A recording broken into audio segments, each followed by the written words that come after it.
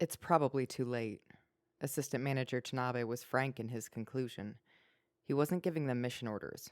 It was unusual and annoying to have students contact him to request information about an incident involving a cursed spirit. But the girls asked, so he provided as much information as he could reveal. Miwa looked at him like he was being unbelievably cold-hearted. So he added that Yuu Makimura had been investigating outside the bounds permitted by her assignment. It was a broad-range, wandering, vengeful cursed spirit of at least grade 2. Many cursed spirits settled in a single place, but this one, true to its name, was wandering around the city. That didn't mean, however, that it was aimless. This cursed spirit reacted strongly to being seen. Reacting to a sighting was a common trait amongst cursed spirits, but it was even more pronounced in this one. Whether or not that was the case because of the personality where the curse had originated didn't matter when it came to dealing with the cursed spirit. Some people have a strong second sight. They don't have what it takes to become sorcerers, but they do have a sense for the existence of cursed spirits. The cursed spirit in question attached to people like that. People who were aware of their own power but unable to fight back. It was how the cursed spirit picked its prey. Meanwhile, it fled from sorcerers who had combat ability. It was crafty like that, able to rack up damage. Yuu Makimura had zeroed in on that trait. As someone who could observe but not fight cursed spirits, she thought that maybe, as a window, she would be able to draw it out, and she'd made a proposal along those lines. Of course I rejected it, Tanabe said. After all, I was already being extremely careful in investigating this cursed spirit in detail, so as to avoid the unnecessary death of a window. Tanabe let out an irritated sigh. No, I won't put together a team for a rescue mission. A grade 1 sorcerer can handle this easily, but we never have enough of those, especially not for a window who deliberately put herself at risk. Call me cold-hearted if you want. Am I abandoning a child? From my point of view, you students are children, and I would never send students ranking approximately grade 3 to handle a cursed spirit about which we know very little.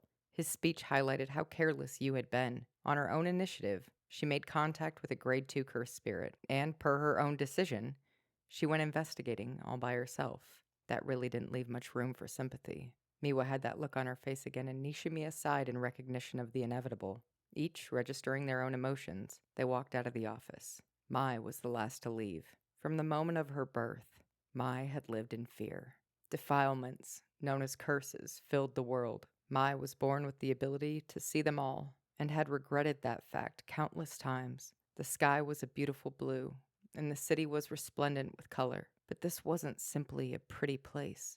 If she hadn't been born into a sorcerer family, and if she didn't know that the world was cursed, perhaps her eyes might have registered nothing but the pretty colors. Mai knew how horrifying it was to be able to see curses, so of course she was afraid. There was no way she could face that in a state of calm. The memory of Yu's voice asking her for help rang in Mai's memory. Ah, give me a break. It had been an offhand promise, so she had no obligation to keep it. Besides, as Tanabe had said, Yu had brought this upon herself. She wasn't so close to the girl that she had to save her. Furthermore, the cursed spirit was grade 2, whereas Mai was grade 3. The task was beyond her ability. So it's totally impossible. It was late at night. There were no sounds, but she plugged her ears and closed her eyes anyway. The right thing to do was to let Yu go. No one would criticize Mai for that, but it didn't feel right. All alone, Mai pondered what was eating at her. Liar. A familiar voice sounded in her head. A face appeared behind her eyelids. Maki's. Mai swung her arm to drive it away, but it wouldn't disappear. Maki's eyes stared at her. Do you have something to say, you idiot? With a painful heave, Mai let out a groan. Then she realized something. She looked closely. It wasn't Maki's face after all. It was her, Mai, when she was a child. Liar. This time, it was clearly audible.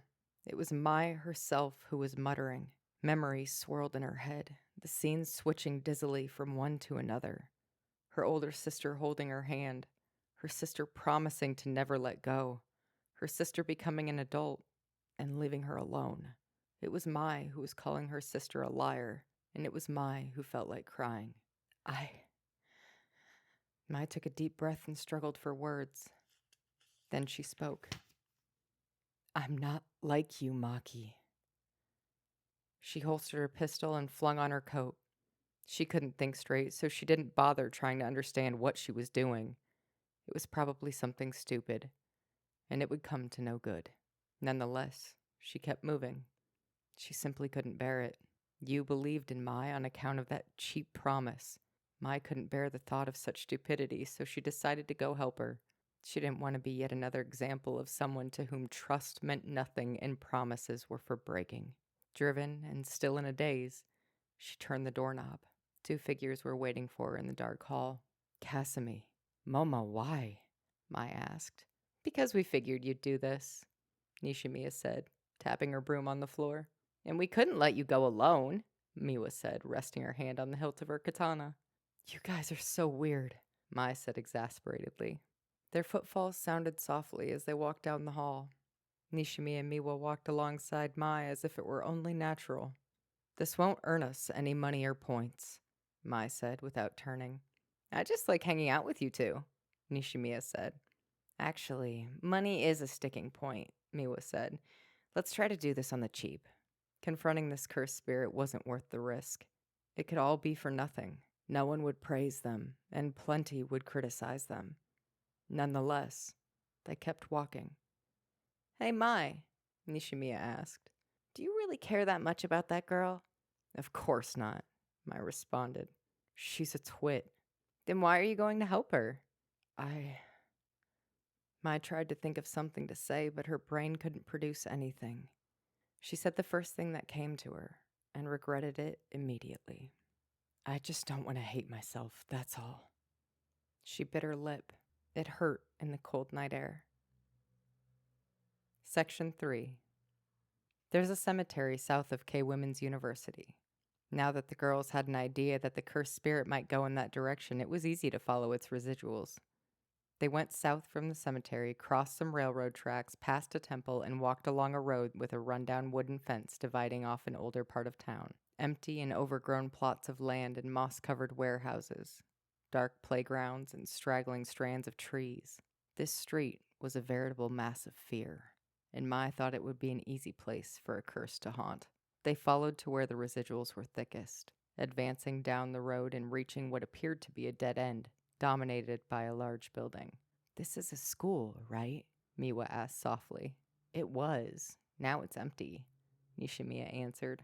Sorcerers knew that large, empty institutions were prone to becoming receptacles for curses. Schools were foremost among such places, and nothing presented more ideal conditions for curses than an abandoned school in an old town. The residual trail led inside the school. Shining the flashlights on their smartphones, the girls spotted a fresh bloodstain alongside the residuals running through the courtyard. Now what, Mai? It could be dangerous to just walk in the front door, Nishimiya said.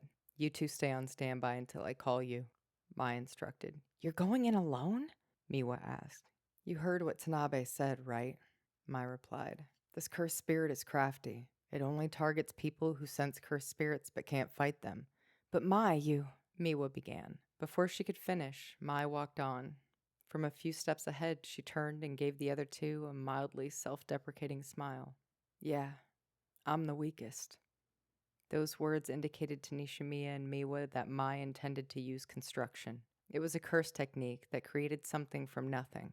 It got good results, but it consumed a lot of cursed energy and carried a heavy physical burden. It could only be used once per day. Mai was a grade 3 sorcerer. So was her cursed energy. If she tried to use it too soon... It's too dangerous, Mai, Nishimiya warned. I knew that when I came, Mai replied. Don't worry. After I get an idea of the school layout, I'll text it to you. Then just follow my instructions. She stepped toward the darkness of the school entrance. Pay me back for my help with the Goodwill event. The other two girls watched as Mai, wrapped in a black coat, disappeared into darkness.